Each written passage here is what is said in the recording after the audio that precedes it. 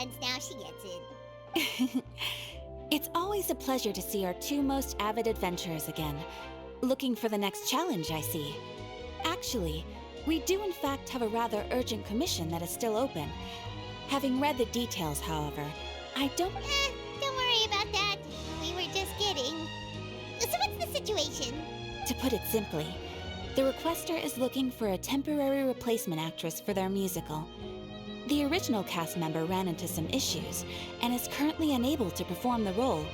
But the troupe has also been experiencing some financial difficulties, so unfortunately they cannot afford to pay the replacement actress. That does sound like a tricky situation. So basically they're looking for a volunteer? That's right. Our adventurers reached out to many actresses, but none of them were willing to take the job. There are only a few days left until the performance. If they can't find someone in time, they'll probably have to postpone the show. And delays tend to create all sorts of new problems. Got it. Oh, this one's a doozy. What do you think, Traveler? Any ideas? Even if we took the commission, neither of us have any experience starring in musicals. If you're interested in helping, why not start by having a chat with the requester? He's right over there.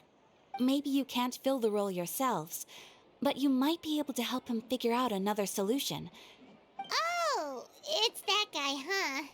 No wonder, he looks like he just ate a sour lemon. Paimon approves, let's go! Hello there, are you the guy looking for a new actress? Wait, I know you two! Are you really willing to act in my musical? Wow, sounds like we're pretty famous in Fontaine already. But to answer your question, neither of us have any experience in musicals. But we heard that you're in a bit of a bind, so we figured we could at least try to help you think of a solution. Ah, I see. It's okay. I knew that asking for a volunteer was a long shot. If we can't find someone to step in, we'll have no choice but to cancel the show. That's the thing. We're not some high-profile theater troupe, just a group of amateur enthusiasts. All our sets and props are very crude. We're grateful enough just to get an audience, never mind ticket fees. If we had a way to make this profitable, things might have turned out differently. But now, it looks inevitable that we'll disband. Disband? You're splitting up the troupe? Oh, I guess the lady at the Adventurers Guild didn't tell you? Yeah, this is supposed to be our final show together as a troupe. One last show. And after that, we go our separate ways. So we were really hoping to end on a high note. Nobody wants things to just fizzle out. Not after all the time and effort we've invested into it. Yeah, the leading lady, in fact. She's been dealing with a chronic illness ever since childhood, and unfortunately, it flared up again recently. The show just won't be the same without her. But for everyone else's sake, I still hope we can find a way to hold the performance on schedule. Got it. We have a clearer picture now. Let's see if we can come up with any ideas. What if we sponsored the show? Traveler, how much more are you carrying? Please, there's no need to go that far. I wouldn't feel right asking such a huge favor, and I can't promise that we'd ever be able to pay you back. Good point. If the actress just goes through the motions for the Mora, that's not exactly rescuing the show. We should find someone who will put on the best performance possible. Oh, wait! What about... you know who? That's how you know we're the best of partners. Anyway, she should have all the free time in the world right now. She's really good at performing, and she was once super popular with the crowd. Performing in a musical should be a piece of cake for her. Who are you thinking of? Sounds like someone famous. Her? You're... That was a joke, right? Nope. Paimon doesn't actually know if she's performed on stage before, but Paimon's pretty confident that she'd be really good at it. You're not wrong there. She has actually performed in a number of big-name shows before. They were one of the reasons she was so popular. But even if she's no longer the Hydro Archon, it's not like she's suddenly a commoner. She's still an idol to many people in Fontaine, including myself. I just think Lady Furina might feel a bit out of place in an amateur troupe like ours. Well, yes, but... Fair enough. I mean, if she was actually willing to, then of course I'd be honored to have Lady Furina star in our show. I'm sure the rest of the troupe would be delighted too. I'm sure everyone in our troupe has probably dreamt of performing on stage with her one day.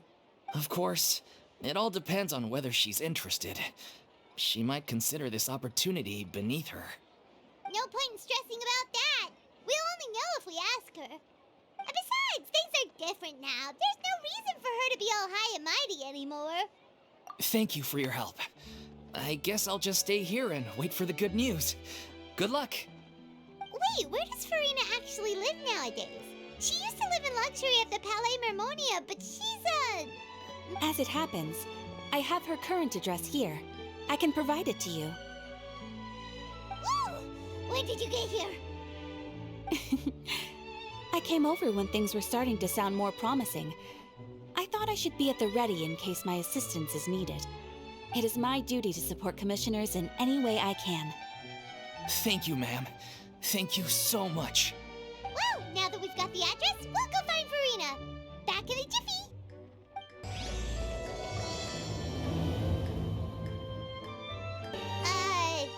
Did Catherine really give us the right address? She lives here? Not that there's anything wrong with this place. It's just, a bit of a step down from the Palais Mermonia. You know, it's common courtesy to make sure the homeowner isn't in earshot when you're denigrating their abode. Ah! Okay, when did popping out of thin air become all the rage? First Catherine and now you? I was just out on a shopping trip. I ran out of macaroni, so I went to grab a few more bags. I used to have a much wider range of choices when it came to food, but now I'm finding that simple, traditional home cooking can be quite delicious too. Not at all. As long as you have different kinds of sauces in, you can have macaroni and tomato sauce one week, macaroni and bolognese the next. Oh, sounds like you're really struggling to cope. How rude! Questioning my cooking skills. The audacity! It's not like I have a very eventful life these days. Actually, I barely leave the house. So I don't see how it's unusual that my meals are a little simpler now too. Besides, I'm sure I could master dishes like la lettre focilor or blubber profiteroles in no time, if I felt so inclined. Ah, there it is. You don't know how to cook. Not yet, maybe, but...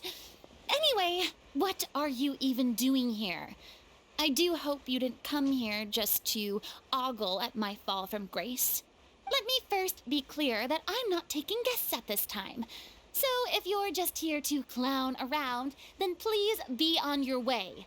Shoot! Sorry! We're sorry! Please don't be mad! Yeah, exactly! What the traveler said! Paimon wasn't trying to make fun of you. Hang on a sec, you weren't exactly holding back either. My help? Well, maybe you're forgetting that I'm no longer the mighty Hydro Archon. I don't even have a vision, you know. Don't worry, it's nothing that serious. It's just very specific, and you're the one with the power to help. Oh? Well, if that's the case, then fine. I'll spare you the lecture about your attitude just now. So tell me, what specifically makes this matter so specific?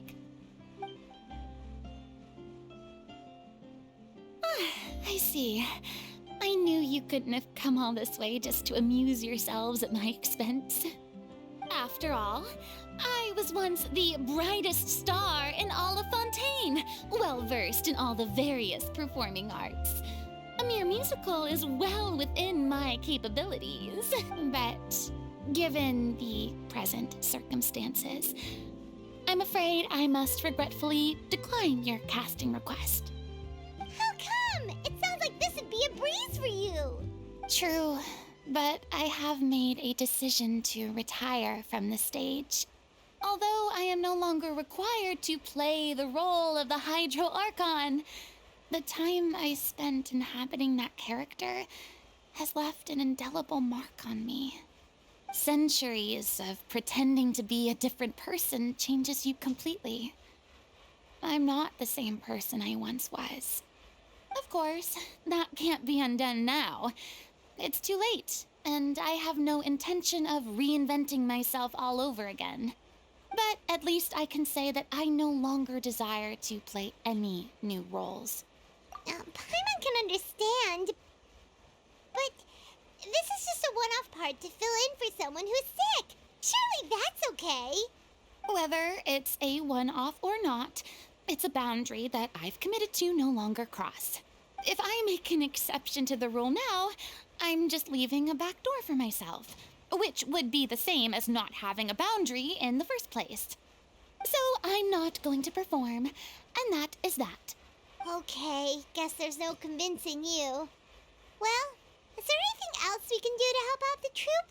Otherwise, they'll just have to disband without any fanfare. Do you know any other actors who might be interested in the role? Nope. Short and to the point, okay. I've never been great at maintaining relationships.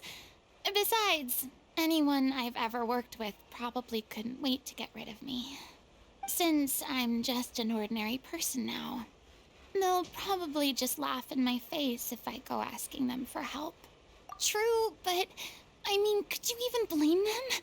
I show up out of the blue, begging and groveling for their help with a show they won't even get paid for? Ooh, no way. I'm dying from embarrassment just thinking about it. Nope, not happening. Well, is there anything else we can do?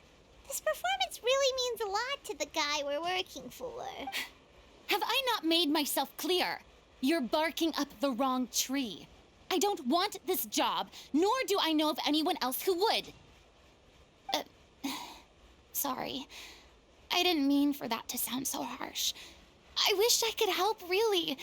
But if I thought I had the answer to this problem, I would... It's all right, Furina. Paimon just wanted to make sure we tried everything.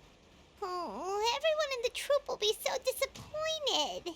Yeah, I guess that's all we can do now. All right, then. We'll see you around, Furina. Toodaloo to you, too.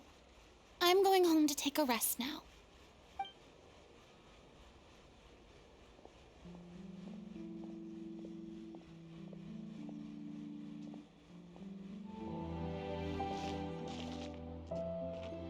Huh? What's going on? Are they arguing? That's besides the point. I'll ask you again. Why did you start looking for a replacement without my consent? When did I tell you I'm going to take a step back? You didn't need to say it. We've known each other for how long now? We know the signs. And that gives you the right to make a decision on my behalf? Shortly after you left, the troupe's lead actress came to the Adventurers Guild. She believes that she's healthy enough to perform. Excuse me, but can you both take a moment to discuss something else for now? The adventurer assigned to your commission has returned. Sorry, I was just dealing with a little misunderstanding. So, how did your conversation with Furina go? Sadly, it's a no from her. We tried to persuade her, but she wasn't having it. She doesn't want to play the role for personal reasons. I see. Well, circumstances have changed a little, so maybe that's not such bad news after all. You see, our leading lady has just informed me that she's well enough to make it to the show after all. Staging the musical with the full original cast was always the dream, of course. Oh, right! Sounds like everything worked itself out then. Yeah, she'd be livid. We'd get the scolding of a lifetime. Jeez, is Lady Furina really so harsh with people? Only joking, calm down. So, guess we can consider this case closed now, huh? Despite the fact that we failed to complete the commission, we were still racking our brains for ideas on the way back here. Look, there's no point arguing with you about this anymore. You've made yourself very clear, so I'll stop looking for a replacement. This is the last chance we have, though. If your illness flares up again, there won't be time to find anyone to replace you. So, are you absolutely sure you'll be able to handle it? The whole team is putting everything they have into this final performance. Yes, I'm completely confident. I've been taking a new medication from the doctor, and it's working brilliantly. I share everyone's desire to commemorate all our years as a troupe with a proper farewell show. So the last thing I want is to be left out. Every one of us thinks of this troupe as their home, myself included. You're right. I'm sorry. I let myself get too worried about the show. I should have asked for your permission first. All's well that ends well. Sounds like the show will go on. Sure.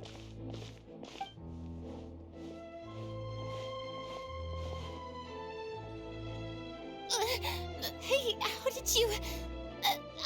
I was just passing by because I realized I forgot a couple of items on my shopping list. All right, I'm coming. No need to drag me.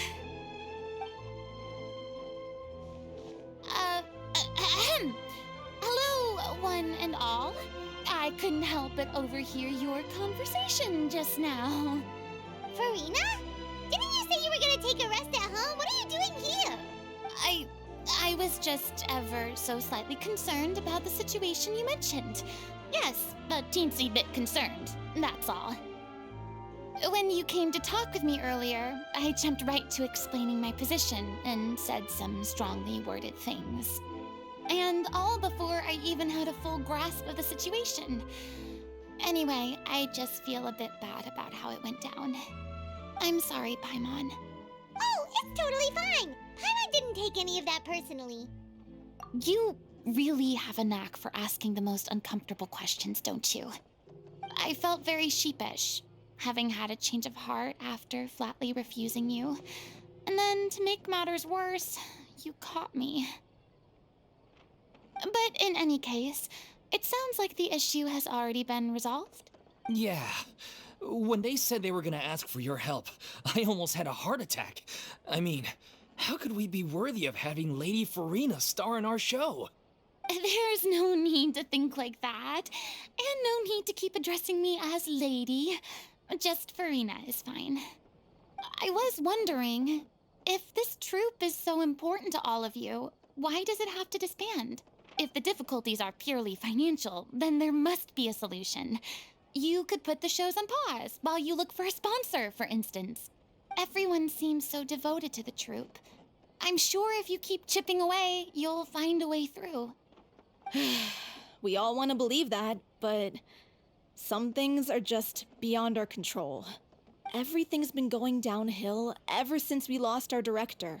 She was the heart and soul of our troupe. She kept us going. Her name was O'Reilly, and she was the founder as well as the artistic director of our troupe. And tragically, she was a victim in this serial disappearances case. What? That's actually how I recognized these two.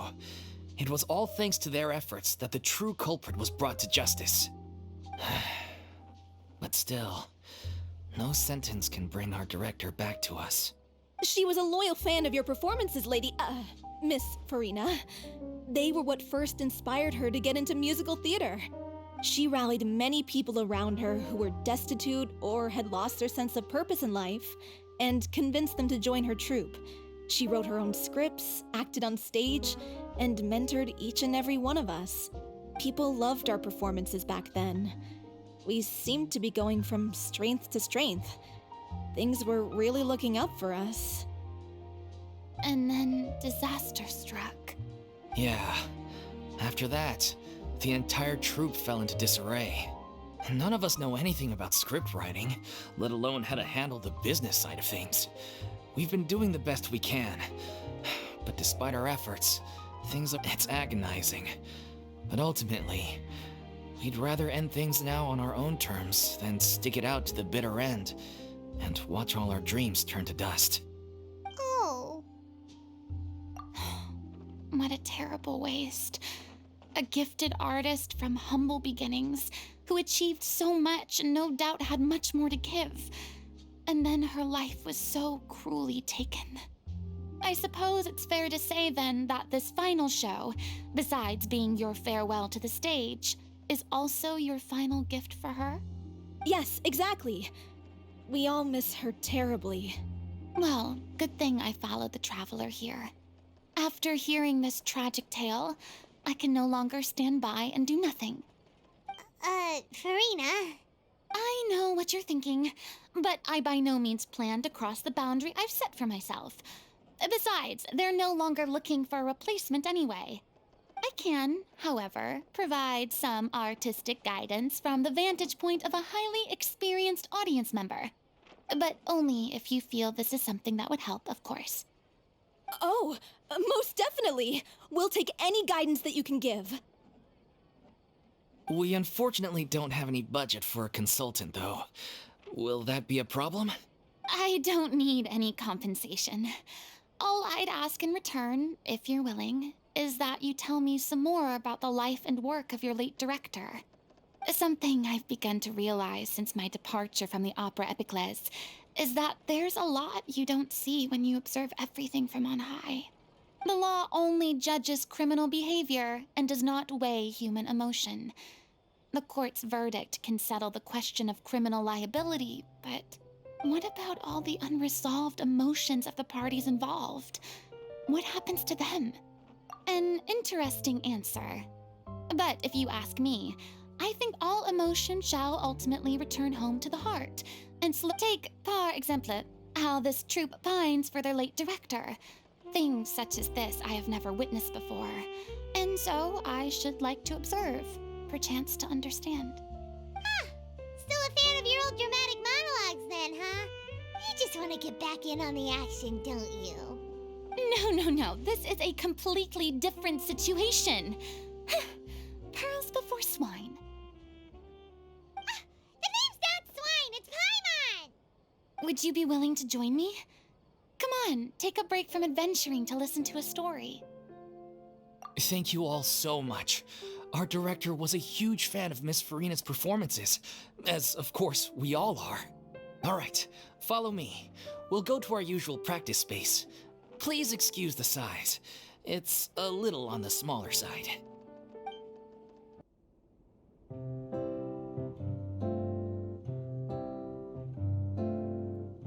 Huh? Lady Furina? What's Lady Furina doing here? Hello all. Allow me to explain. As of today, Miss Furina will be supporting our production of The Little Oceanid in the role of artistic consultant. These two over here are the ones that made it possible. They kindly reached out to Miss Furina on our behalf. I'm sure you bet that was the trial of the century. You helped bring our director's murderer to justice. We can't thank you enough. Oh, please don't mention it. We're just here to join in on the fun. So, you were saying The Little Oceanid? Yeah, that's the name of our final show. It's an unfinished script left behind by our director. One of our greatest regrets is that she never got to complete it. So, if we can bring it to the stage and make it a successful show, we can all take some solace in that. Wait, but if it's not finished, then... Yeah, we've been battling issues on every front trying to realize this dream. Anyway, let me give you a quick summary of what the story's all about. The protagonist of the story is a young Oceanid who transforms herself into human form, despite the protests of her family. She longed to live just like any other human, and sure enough, she found friendship and even love. Everything seemed perfect, but one day, her true identity was exposed, and her world came crashing down around her. So far, so good. A classic tale. What happened after that? That's one of the issues we've been trying to deal with. Unfortunately, this was as far as the director got with her script. We need a proper ending so we can bring this musical to the stage, but people have different opinions on which direction to take it in. We still haven't decided between a happy ending or a true-to-life tragedy.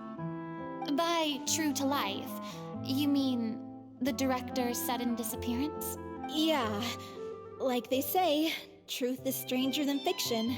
But then there's the question of whether we really want to use the stage to pass our raw pain onto the audience.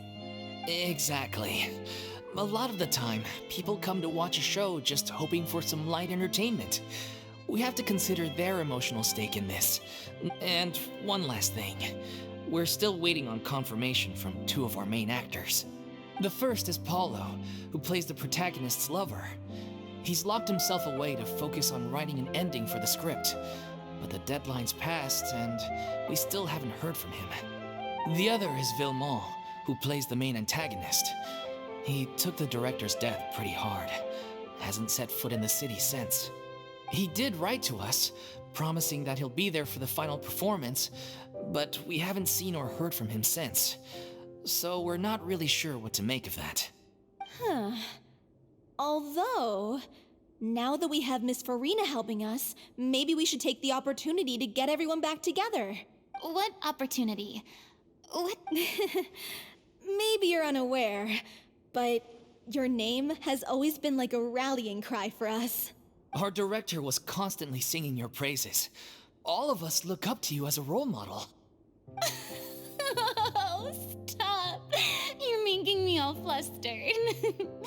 Although, not in a bad way. I suspect the reason they're dragging their feet is that they have their doubts about whether the show will really go ahead, considering all the issues you've been facing. But one by one, all the obstacles are being removed. Now is the time to rally the troops. Makes sense. Okay, priority number 1, let's check in with Paulo and see where he's at with the ending.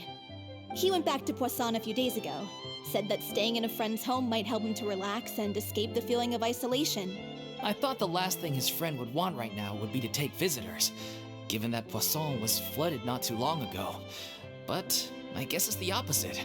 A friend in need and all that. Yeah, maybe he could use some company. Poisson?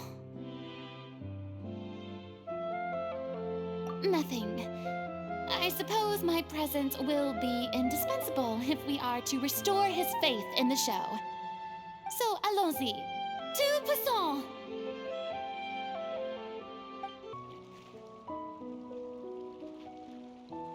If I remember correctly, this is where he's staying. Who is it? It's me. Is the script ready? You came all the way here for that? All right. Forget that for now. Just come on out. We've got some great news. Nice try. Look, just give me some time, okay? I'm just wrapping up this last part of the script. I'll be out once I'm done. Okay then. Looking forward to your masterpiece. So, as expected, he's missed the deadline. The ending is one of the most important parts of the show.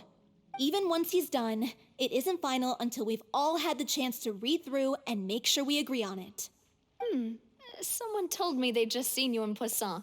I assumed it was a case of mistaken identity, but sure enough, here you are. I was wondering if we might run into her.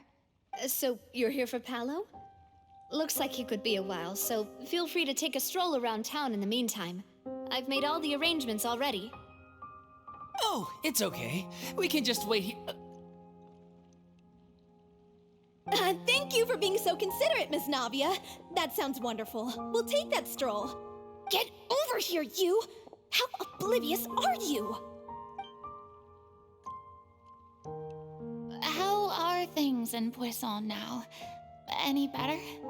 Things are on the mend, but it's a slow process. Some people may never recover from the trauma they experienced. I'm sorry to hear that. Please, must our conversations take such a depressing turn every time we meet? We all have painful memories, but we don't have to let them cloud everything we do. And if you're trying to make a new start, perhaps it's best if you don't bring up the past all the time. Thank you for your words of comfort. You make a very good point. But for now, at least, I think I should stay with the way I'm feeling for a while. It's okay. These things take time. Moving on from a painful experience is easier said than done. Which brings me to why I'm here. I thought you should probably know that not everyone here is ready to forgive and forget. after the Hydro Archon's inaction in the face of catastrophe. To avoid upsetting the peace, I told the townspeople that everyone here is a member of the theater troupe, and that you are just an actress playing the role of Furina. It's not a perfect solution, but hopefully it means you won't have to lie low while you're here. That's so thoughtful of you, Navia. Well, what do you expect? I am the courageous and considerate president of Spina di Rosula, after all, like my father before me. Anyway, that was all. Look after her now. Off we go then. Let's take a look up there. I don't have any friends that I can be frank and honest with, so maybe she's right. You're the closest thing to friends that I have.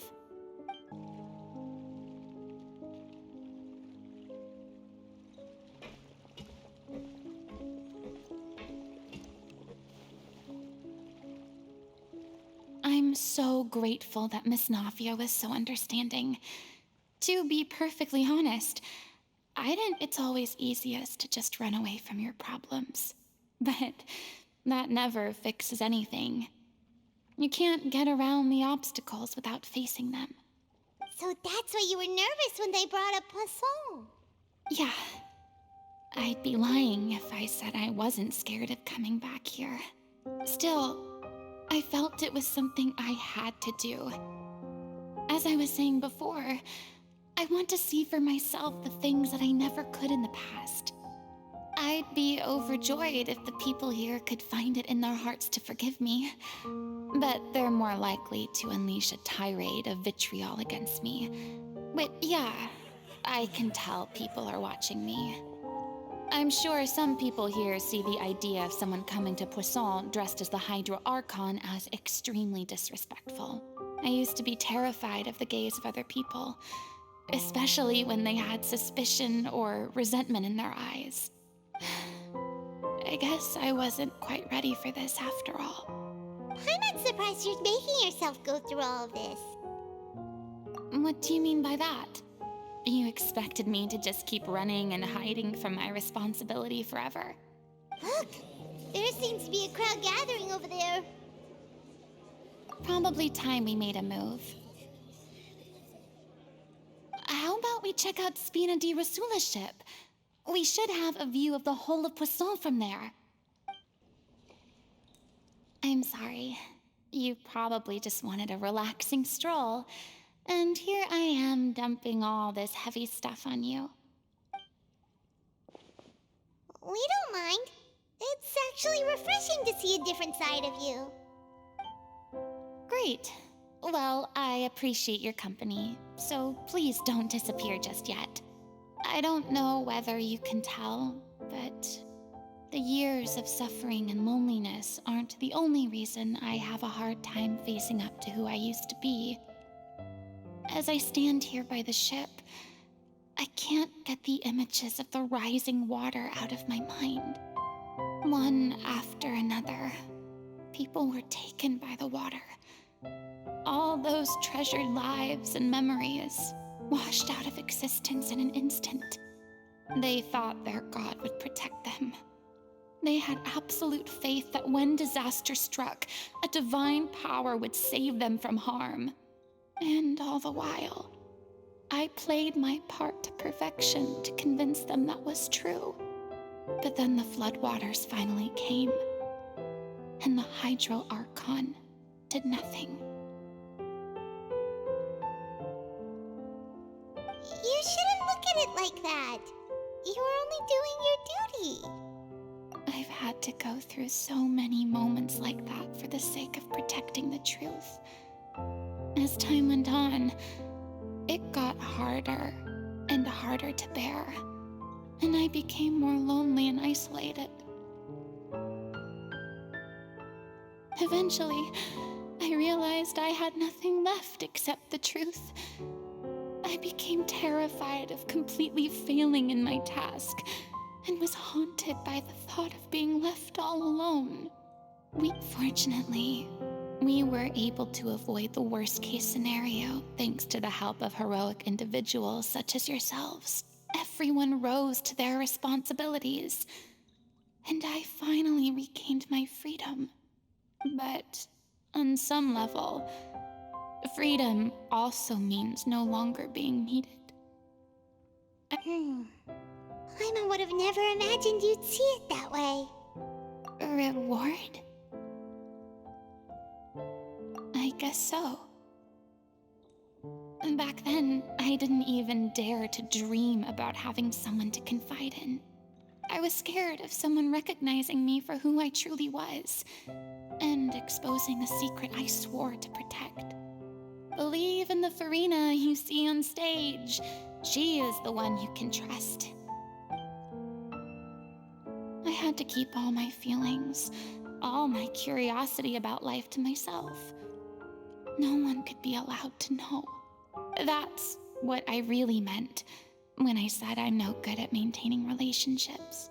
So that's where you were coming from. Paimon totally thought you were just a bit of a diva at heart.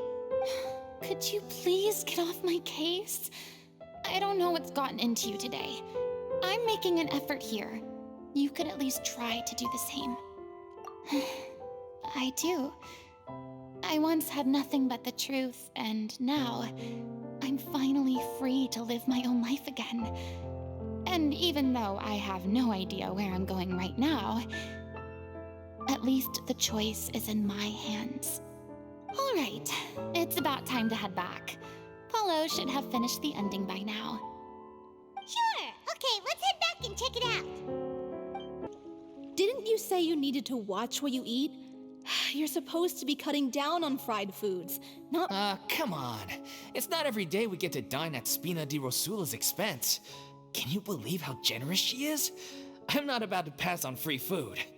Anyway, my character doesn't need to be slim and good-looking. That's your job. Are you kidding me right now?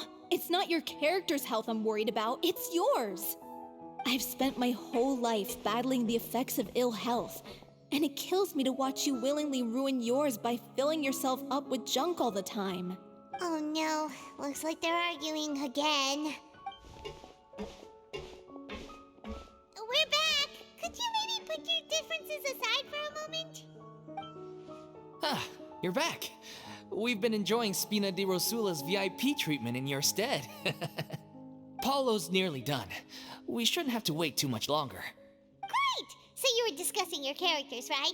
We heard she's playing the Oceanid who turns into a human girl. What about you? Me? I'm an Oceanid too. He was originally supposed to take the form of a crane, but he outgrew that role. Well, the costume at least. So now he's playing the boar instead. Sorry. The boar's not a bad character, actually. He's the one who raises the little Oceanid, yes?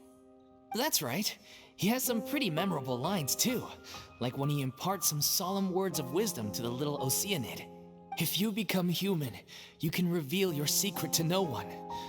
You will face suffering and loneliness. Is this truly what you want? Wait, that sounds kind of familiar. It's the most important line in the whole script. I think it's a symbolic statement about our director's life and legacy. She kept quiet about all the trials and tribulations she faced in running our troupe, allowing us to devote ourselves fully to performing. It was only after she was gone that we realized how tough her job really was. You mentioned earlier that the troupe is like your home. Yeah. I was born with an incurable illness, and once my family found out it couldn't be treated, they decided they didn't want me anymore. I spent some years taking whatever work I could find and trying to manage my illness with various medicines. But whenever I had a bad flare-up, I'd be lying in an alleyway for days at a time. It was like that until the director found me one day. She told me I had a great voice and asked if I was interested in studying singing from her. I said yes. She took me under her wing, taught me to both sing and act, helped me find Mora for my meds, took care of me when my condition decided to flare up. I know it was all a huge burden on her. She sounds like a really incredible person. She really was. She gave everything she had to her troupe and the people in it. All of us were so proud to call her our director. I was a lost child too when she found me. As the child of a murderer, my parents weren't around when I was little, so I got sent to an orphanage. The other kids were always picking fights with me. They'd say things like, "Come on, you must be pretty tough if you're the son of a murderer." It was just to taunt me, though. I was an easy target, and they knew it. One day, I got beaten up so bad that I just couldn't take it anymore, so I ran away. I lost all faith in humanity by that point. Thought the whole world was out to get me. Let me guess. Fortunately, the next person you ran into was the director. Yeah, for the first time in my life, I was somewhere I felt safe. And I promised myself I'd stay here until the day the group parted ways. The day you hoped would never come. How times change. Oh, you're finally done?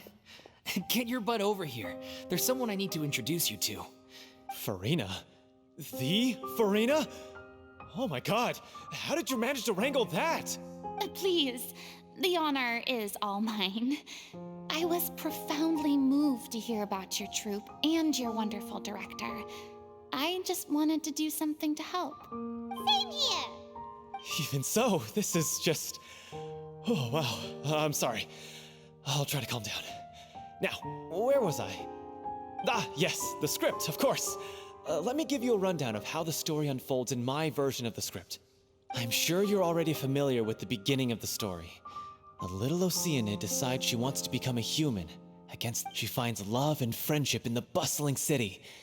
But then, disaster strikes. The people start to notice that all the fresh water in the surrounding area is slowly disappearing. The soil is becoming arid, plants and flowers are withering, and the people begin to panic. The little Oceanid, Cleo, and her lover decide to do something about it and investigate the truth of the matter together. In the end, they discover that all the waste and pollution created by humans over the years has caused the fresh water to flee the land, as if driven by a consciousness of its own. Consciousness? You mean the water is sentient? Water as a conscious entity. There's actually quite a few stories that explore this theme. Since the little Oceanid is a water spirit, she immediately understands how the water is feeling. She then tells her lover about her true identity, as well as the truth behind the crisis. Her lover accepts her for who she is, and works with her to find a way to bring the water back. However, unbeknownst to them, there were some people eavesdropping when she revealed her secret. The little Oceanid is accused of being directly responsible for driving the water away, and faces the greatest dilemma of her life. And then? In the end, she makes the brave decision to sacrifice herself to save her lover, and the rest of humanity. Huh? But didn't they all treat Cleo like a villain?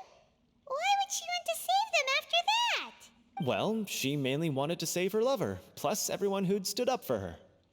Through her love for her human partner, she was able to find an even greater love, one that extended to all of humanity.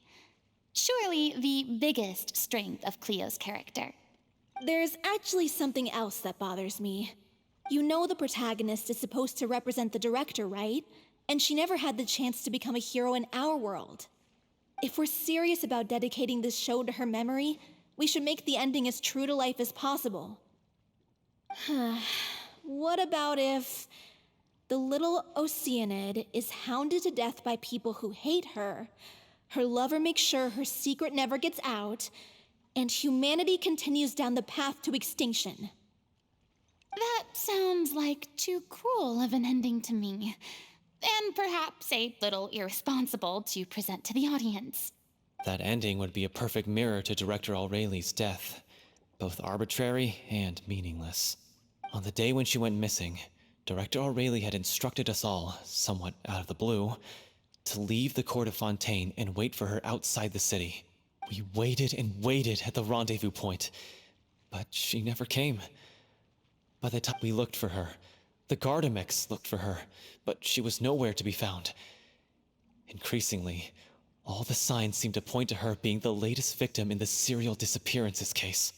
The director was the kindest soul in the world, yet she was senselessly sacrificed for the sake of a so-called experiment by someone who had nothing to do with her at all.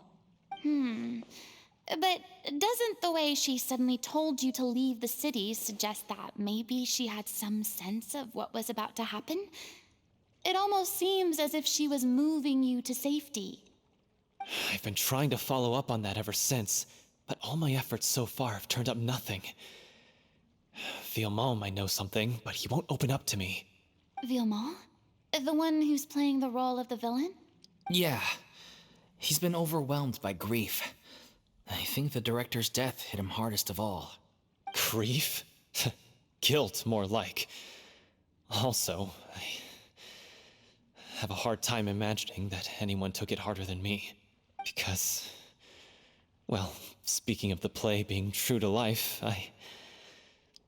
I was deeply, madly in love with O'Reilly. What? You kept that one quiet. It's time to be upfront with you all. No more keeping secrets from each other. We'll never be able to agree on the ending if we can't be honest about how we feel. I did tell her how I felt once, but she turned me down pretty much straight away. She said that we were all like brothers and sisters to her, and she'd never considered us as potential romantic partners. Not that it came as a shock or anything. It was what I was expecting to hear. So I told her I'd always be there for the troupe, and I'd always be there for her.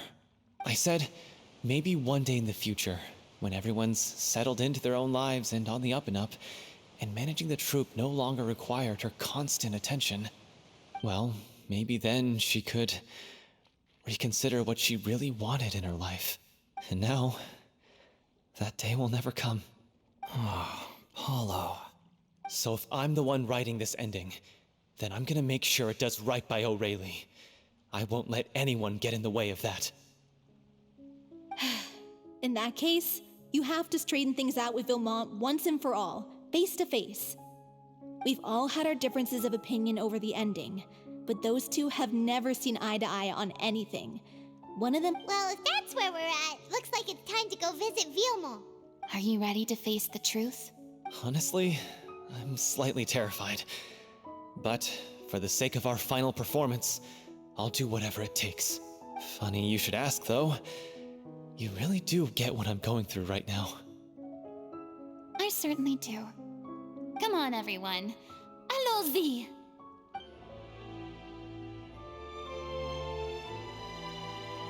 Ugh, as if this journey wasn't tough enough already without a roadblock. Don't worry. We should all be fine with the traveler here. We don't need to take a detour. Wait, why are you all looking at me? You're not seriously expecting me to fight, are you? We're just curious, that's all. I don't think anyone's ever seen Furina in a fight before. Yeah, but don't you remember why? The Hydro Archon willingly gave up all her powers so it could be converted into indemnitium. Miss Furina said so herself. Precisely! And I'm not even the Hydro Archon anymore, so all my power is gone anyway. As much as it pains me, unfortunately, I should just stay put. I'm more like a damsel in distress more than anything. That sounded so smug. Ugh, secondhand embarrassment is unbearable. Hey, lay off, all right?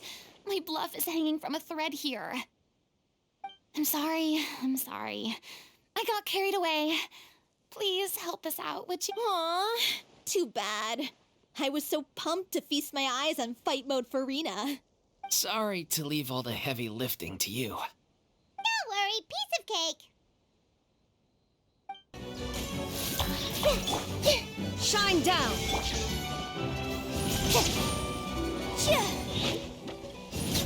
Bravo! Good show! Villemont, are you there? Huh? Oh, it's you guys. Wait, What's Lady Furina doing here? I can explain. We've been rounding up the whole troupe. We now have everyone except you. So, you think knowing the truth about the director's disappearance will help you write an ending to the script that pleases everyone? I care just as much as everyone else about making the Little Oceanid a success. That's why I wanted to wait until after the show. If I open this can of worms now, I just don't want to make things difficult between us. We're supposed to be a unit when we're on stage. Viamont, avoiding the truth will not help anyone. Unless you mean to suggest that Aurelie's death had something to do with you. I don't want to talk about it. Listen, Viamont. I used to think that my love for Aurelie was a point of shame. I never brought it up to anyone. But now, I've made up my mind to put it all on the table. I'm prepared to face everything, to sacrifice everything for the sake of the show. The Little Oceanid cannot be complete unless we do justice to Aurelie on an emotional level. This is why people think of you as not being the smart one. As you all know already, the troupe was kept afloat not from ticket sales, but donations from the audience. We took on side jobs when we weren't performing, but even then, the troupe's financial situation was pretty dire. So, anyway, one day after a show, a merchant came to me and offered us a huge sponsorship. In return, we just had to provide the audience with their drinks during performances. It seemed like a win-win, so I said yes to it on the spot without consulting the director. It was only when the merchant came to deliver the goods that I realized the drink in question was synth. Isn't that the drink paddled by the culprit behind the serial disappearances case? I freaked out when I saw the boxes. And I told the director everything right away. She was completely shocked as well.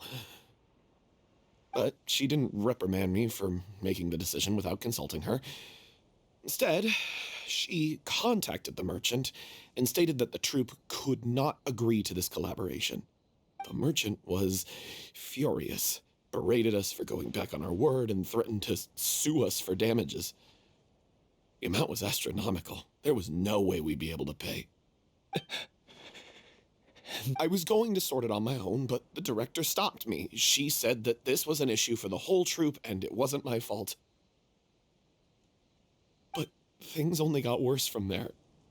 The synth merchant just wouldn't let up, and then suddenly the director told us all to leave the city one day. I admit this whole thing was my mistake. I didn't dare to tell any of you the truth back then, and after the director disappeared, I was even more afraid to say anything. Yeah, I got Aurelie killed. There, I said it. Hey, don't say that. You traitor!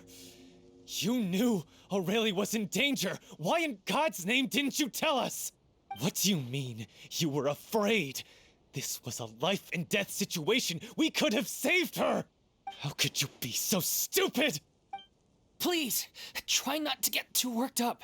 Yeah, listen to him. You need to stay calm. Stay calm? How can I stay calm? This guy got Aurelie murdered. She was the love of my life. And he has the gall to try and high-road us, claiming that he kept his mouth shut for the sake of the show. How about taking some responsibility for what he's done? All I can say is I'm sorry. Truly.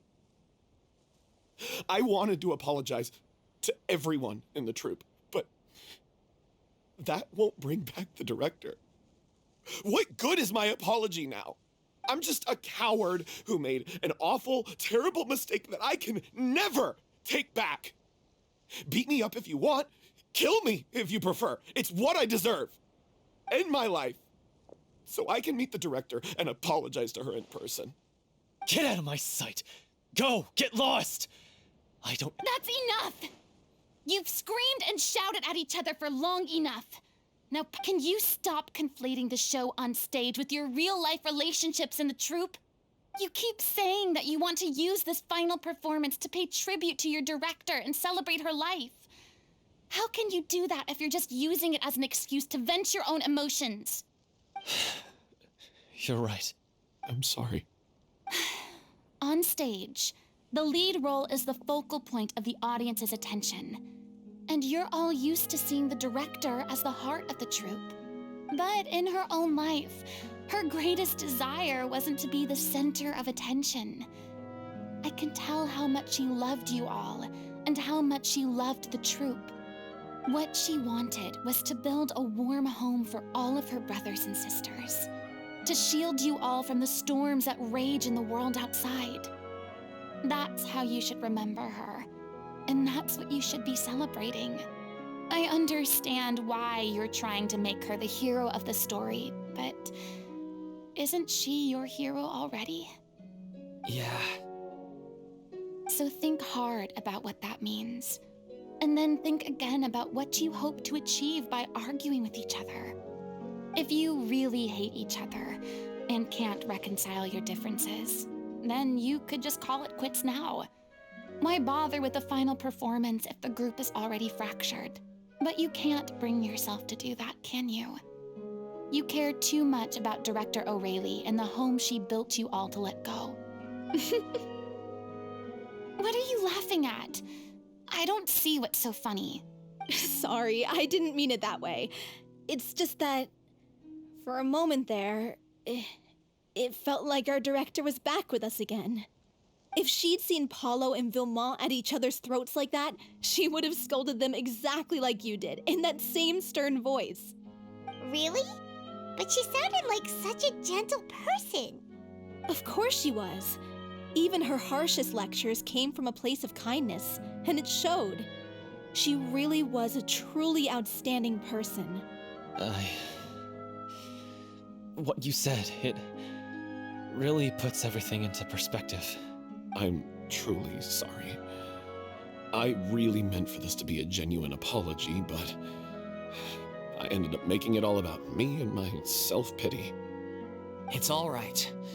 Let's save all this for after the performance. So, the ending. What are we gonna do about it? Clearly, everyone needs to take a step back for now and reflect on what really matters. When emotions are running high, things get lost in the fray. The end of the story needs to focus back on O'Reilly herself. She's the... What do you mean? The Traveler is right. You once investigated that underwater synth base and recovered items belonging to the victims. If you could find anything that O'Reilly left behind, perhaps we can get a better sense of what she went through in her final days. You really think that's possible? I trust that nobody would object to the ending of the story being based on O'Reilly's true feelings. No. Well, we'll leave this in your capable hands. Come, let's pay a visit to the Palais Mermonia. The rest of you, head back to the rehearsal location for now.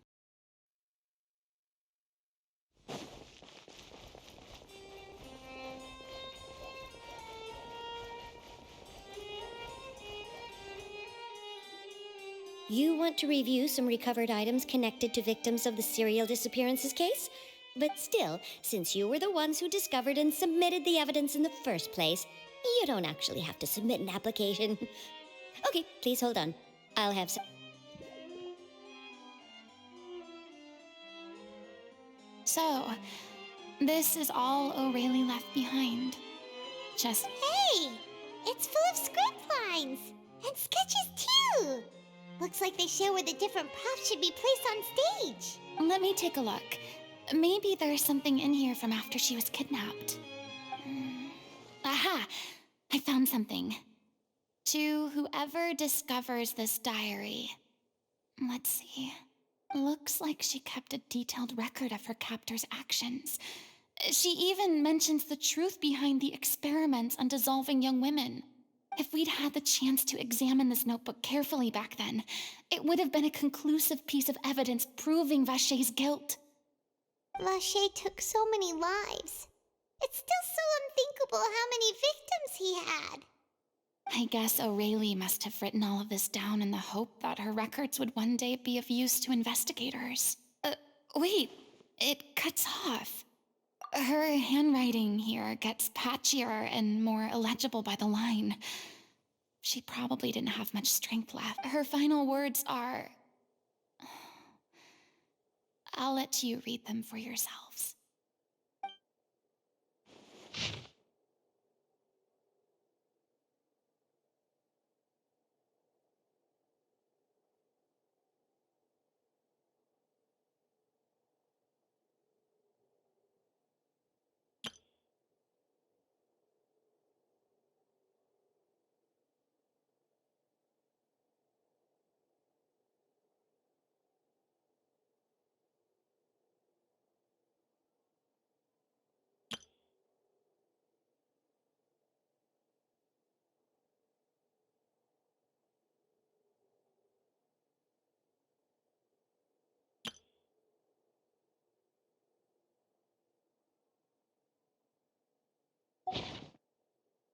She was so terrified. She may have been a mighty hero in the eyes of her troop, but at the end of the day, she was only human. I can't bear to think how painful and lonely her final days must have been. Wait. This part on the last page sounds strangely familiar.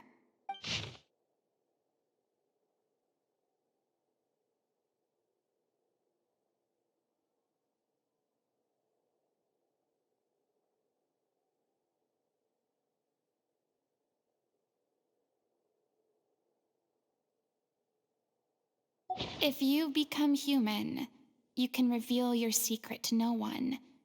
You will face suffering and loneliness. Is this still what you want? Isn't that the most important line in the Little Oceanid? Because I am an older sister to... Oh. So she didn't regret her decision. Even as she sat in silence, waiting, I'm sure this is what the troupe would have hoped to hear as well. She had their utmost trust, admiration. Let's go.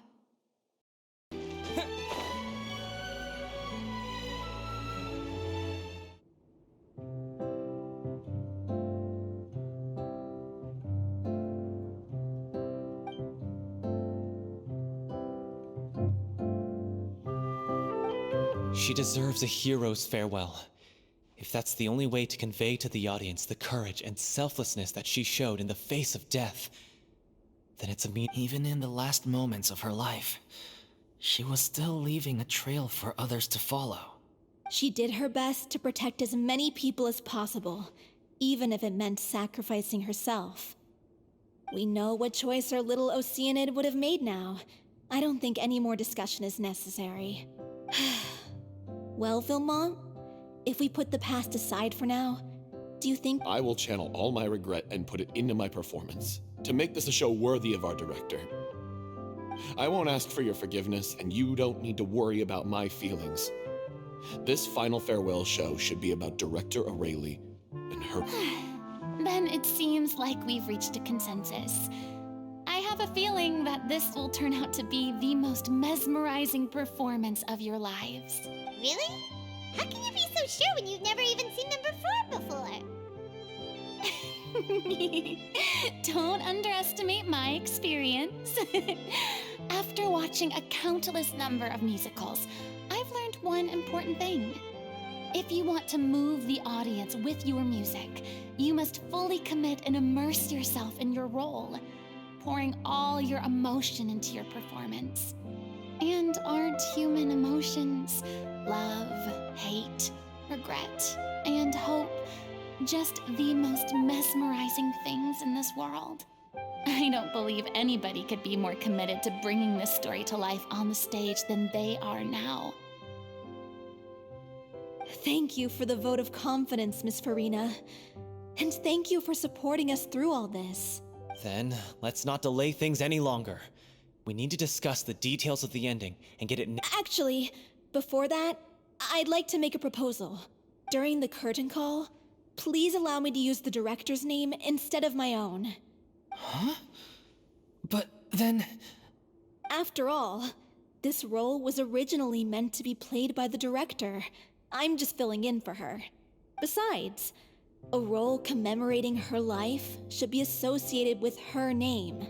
Well, if you're sure you're okay with that, I have no objection to it. Now we're talking like a serious acting troupe. All right, I'll leave you to fine-tune your musical while I go and procure a stage. Procure a stage? Oh, it's okay. Our usual place doesn't need a reservation. That place? Oh, don't be silly. For an extraordinary show, we need an extraordinary stage. By which I, of course, mean the Opera Epiclese. Whoa, wait, what? No. That's never going to work. It's far too fancy for the likes of us. What are you afraid of? Surely you don't think that Aurelie's story is unworthy of the grandest stage in Fontaine. No, that's not what I meant. It is supposed to be your grand finale, right? I have no problem with it then. How about the rest of you?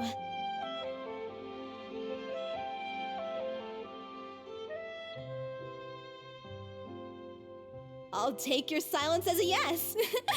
Thank you for giving us this opportunity. It really is a dream come true. Well, then don't disappoint me. If you mess this up, it'll reflect poorly on me too. Come on, we'll need to get the go-ahead from Nervilette. I know just where to find him. I knew you'd be here. I'm here merely for a short break. It has been a while, Miss Furina. And you too, traveler in Paimon. What might I assist you with today? I would like to book the Opera Epiclese for an event. You see... I understand. The process for booking the Opera Epiclese is complex and can be somewhat cumbersome. But given that the request is coming from the three of you, I see no reason to make things unduly difficult. The story of the little Oceanid is most fascinating. I'm looking forward to seeing it performed on stage.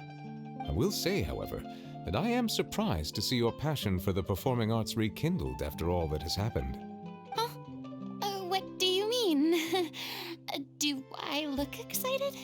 Yes, and this is the first time that I've seen you like this since your departure from deityhood. At first, I just felt bad about rejecting them, so I wanted to learn a little bit more about their situation. But one thing led to another, and... well, here we are. In the past, we sat in our high chairs in the court, giving our opinions on isolated cases, all while knowing very little about the human stories behind each and every one. Maybe it's because I finally become an ordinary person and gained my freedom, but I've developed a great sense of curiosity about their lives. I am truly delighted to see you find a new lease on life. Now that you've regained some confidence, have you had any thoughts regarding a return to the stage? Why would you suddenly ask a question like that? Well, if the Little Oceanid turns out to be a great success, it will no doubt become a classic. Many theater companies are certain to add it to their repertoire. The experiences and decisions of the protagonist, Cleo, are all modeled after your own. Naturally, this makes you eminently suited to playing the leading role. It would truly be a shame if you did not take this opportunity to allow audiences to enjoy your outstanding acting talents once more. Haven't I already made myself clear? I won't act or perform in any role ever again. No exceptions. Nor do I think it is any great shame. There is no lack of fine actors or inspirational stories, either on or off the stage. This experience is a case in point. I feel like I've learned a lot, and it has already been well worth the price of admission. I must admit, though, I'm a little envious. They're quite fortunate to be able to bid farewell to their past in such a magnificent manner. I see. Well, I'm glad to learn that you have found a role to play that you enjoy, be it on the stage or not. I sincerely hope the show will serve as the grandest of finales. I will have my staff book the date and mail the relevant paperwork to the troupe once the details are confirmed. Thanks, Nervilette. You are very welcome. Good news, everyone. It's done. Thanks to my eloquent and impassioned speech, Monsieur Neuvillette was moved to provide us with a fitting stage for this special performance. We've had to fight every step of the way for this opportunity, but we now have all of the ingredients necessary to stage a truly spectacular performance. A touching story, a magnificent venue, and last but not least, a passionate and dedicated cast. Now, let's work together and make this show the best it can be. This is truly wonderful. The sooner we can finalize the ending, the more time we'll have to rehearse. Fiamma and I just went over some parts of the script and tweaked a few things.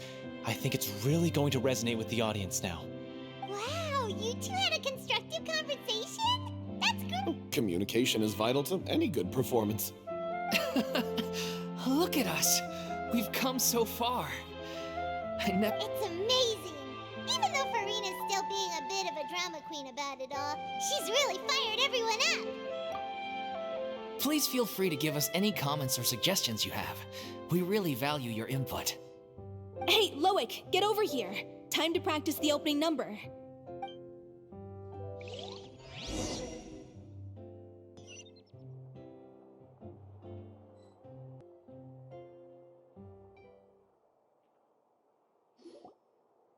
Cursed Cleo.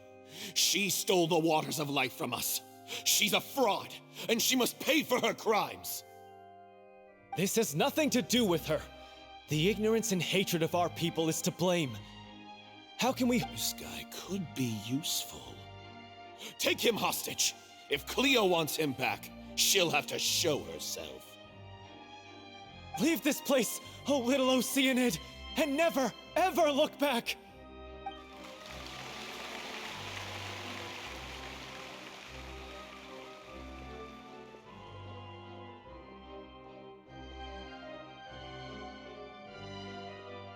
Everyone's really throwing themselves into their roles. I haven't seen such a fine performance in a long time. If only. What should we do? It's almost time for her to take the stage. Why does it have to be now? Hey, what's going on? You're due on stage any second now. Oh no, not again. But why? What about your new meds? Did they stop working? They've been getting less and less effective over time. I've had to keep increasing my dose. What? I thought they cure it.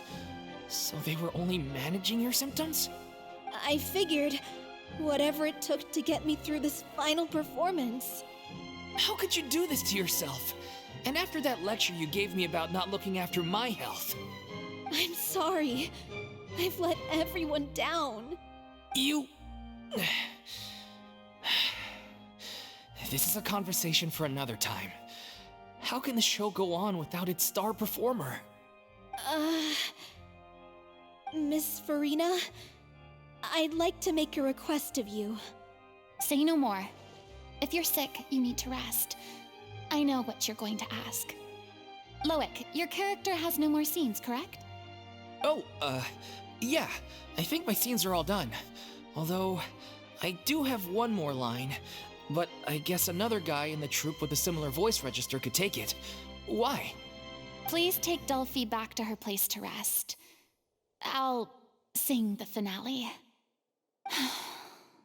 From the sublime to the ridiculous. Thank you, Miss Furina.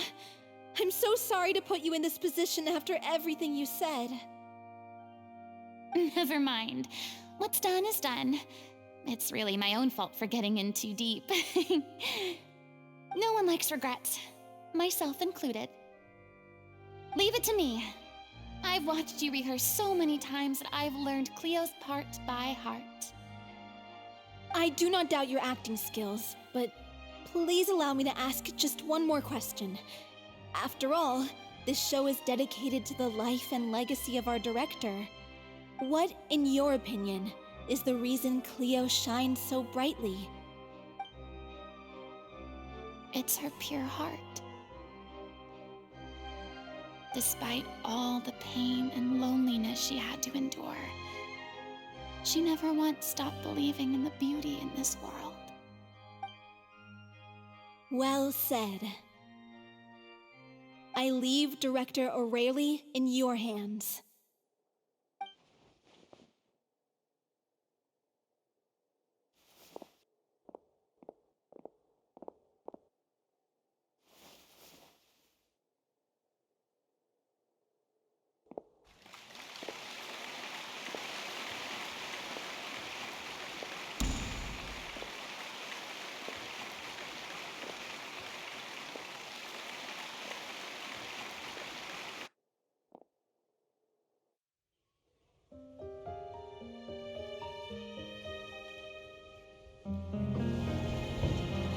Is she here yet?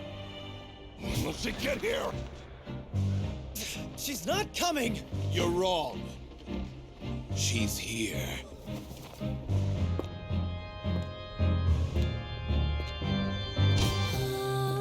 Si je pouvais vivre dans l'eau, le monde serait-il plus beau? Me pardonneras-tu, ô chère mère? L'eau dans son courant fait danser nos vies, et la cité elle est nourrie, ainsi que toi, mon doux amour. But what about your wish? My wish.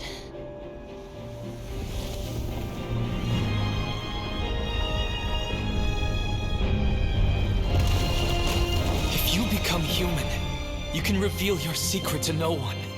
You will face suffering and loneliness. Is this truly what you want? Le grand amour ne suffit pas, seul un adieu fleurira. C'est notre histoire de vie, douce et amère. Moi, je suis, serai toujours là, à voir le monde et sa beauté, et ça ne changera jamais, jamais.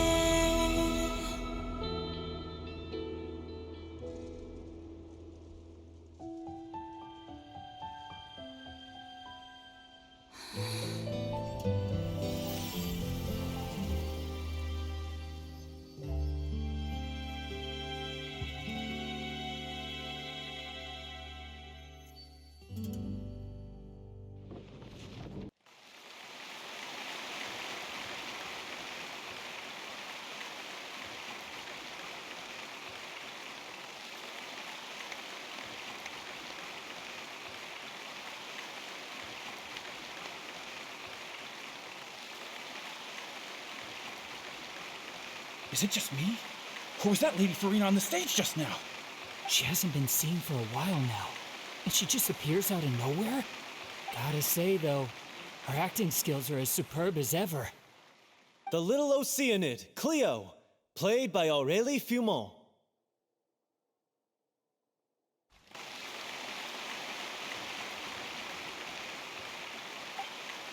Wait, that's not her name.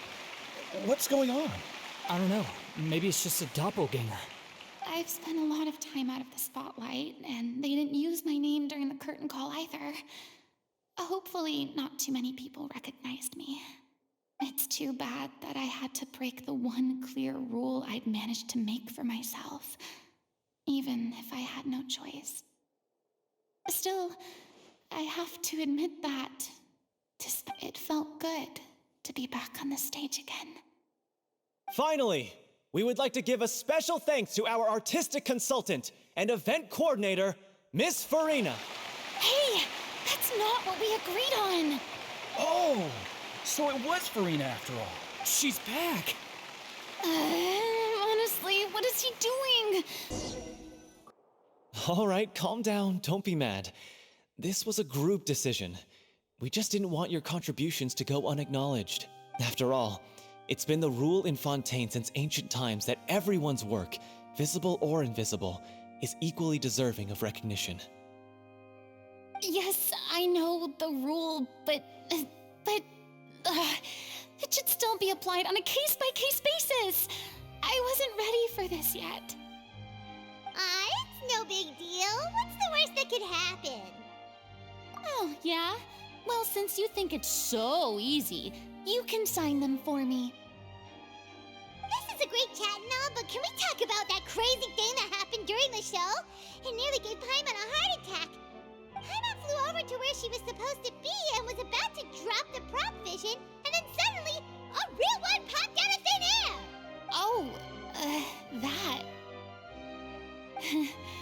I've got no idea what happened there either. But hey, it worked pretty well, didn't it? I'll bet the audience has never seen such a realistic prop. Wait, what about Dolphy? I wonder how she's doing. Oh, let's go check on her as soon as we finish clearing the stage. Yes. Plus, she'll definitely want to hear how the end of the show went. If nothing else, we can safely say that we accomplished what we set out to do.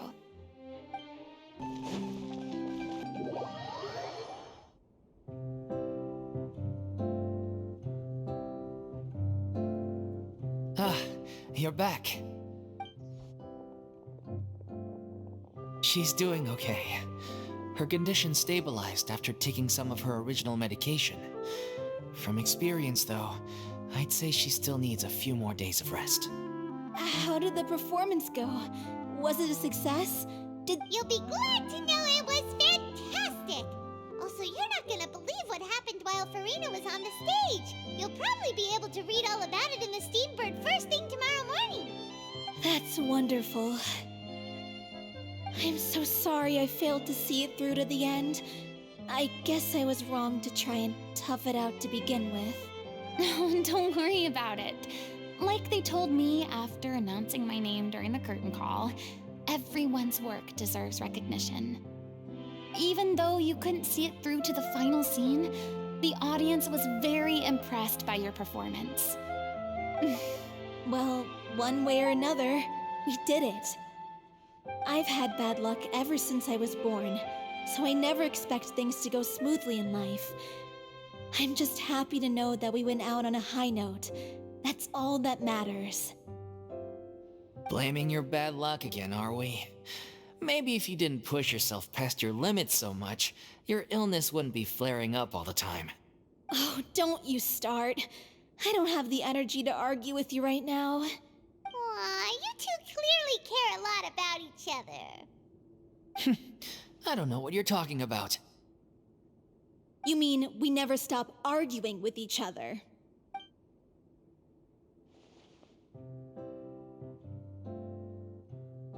So, any plans for the next step? After the brilliant performance you put on, the reputation of your troupe is sure to spread through Fontaine like wildfire. You won't have to disband if you don't want to. You could capitalize on the rave reviews and license out the little Oceanit to the bigger theater troupes out there. That would do wonders for your financial situation. No, we should still disband. Yeah, it's what we all agreed to. After all that's happened, I should give you guys some space. But maybe our paths will cross again one day. Hey, don't just walk off!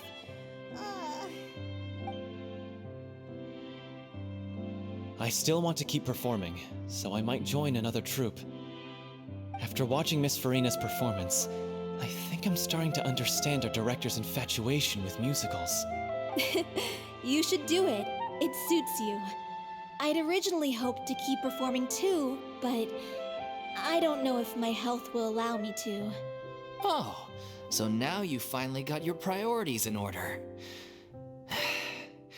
I guess I'll hold off until you've properly recovered as well. What about you, Miss Furina? Any future plans? Well, frankly, I think a return to obscurity is no longer an option for me. I'm sure you rather sealed my fate there with your special thanks at the end of the show. Sorry. It's quite all right. No need to apologize. What I meant to say is that this whole experience has shown me that perhaps I'm not as averse to a return to the stage as I previously imagined. Maybe Nervilette was right. Maybe Cleo is the right role for me. I still don't wish to pretend to be someone else, but I do have a desire to express myself. So, yeah. There was once a time when I was an actress in a masquerade, seeking only to hide the truth.